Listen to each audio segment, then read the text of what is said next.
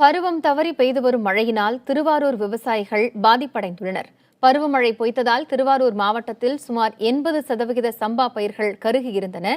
ஆழ்துளை கிணறு மூலம் சுமார் 10,000 ஏக்கர் பரப்பளவில் பயிரிடப்பட்டிருந்த நெற்பயிர்களை இன்னும் ஒரு வாரத்தில் அறுவடை செய்ய விவசாயிகள் திட்டமிட்டிருந்தனர்.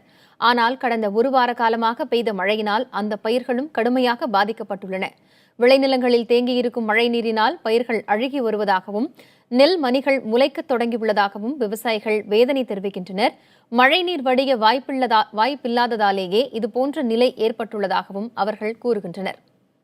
ஆகையால் அரசு உரிய முறையில் கணக்கெடுத்து நிவாரணம் வழங்க வேண்டும் எனவும் விவசாயிகள் கோரிக்கை விடுக்கின்றனர். ஒரு வார காலமாக மழை பெஞ்சிக்கிட்டு இருக்கு. ஏற்கனவே இந்த கொஞ்சம் கொஞ்சம் அந்த போரில் வர தண்ணியை வாங்கி அதே கொஞ்சம் நடவு நட்டுருக்கோம். அதை அறுக்க முடியாத அப்படியே வழங்கி கீழே வந்து தரையோடு படிஞ்சு எதுக்குமே யாருக்குமே கைக்கு கிடைக்காத அப்படியே சேதமாக ஆகிட்டு இருக்கு. மேற்கொண்டு மழை பெஞ்சிக்கிட்டு இருக்கு. 1ஆம் தேதி வரலையும் மழை பெய்யுங்கிறாங்க. கொஞ்சம் கூட எக்களிக்கிறாப்புல தெரியல. கனமழை பெஞ்சோன்னா இந்த ஒரு ஏக்கரை அறுக்கலாம், நம்மளுக்கு ஏதாவது சாப்பாட்டுக்காவது ஆகும் அப்படின்னு நினச்சிட்டு இருந்த வயல்லாம் பார்த்தோம்னா வயிற்றுச்சலாக இருக்குது.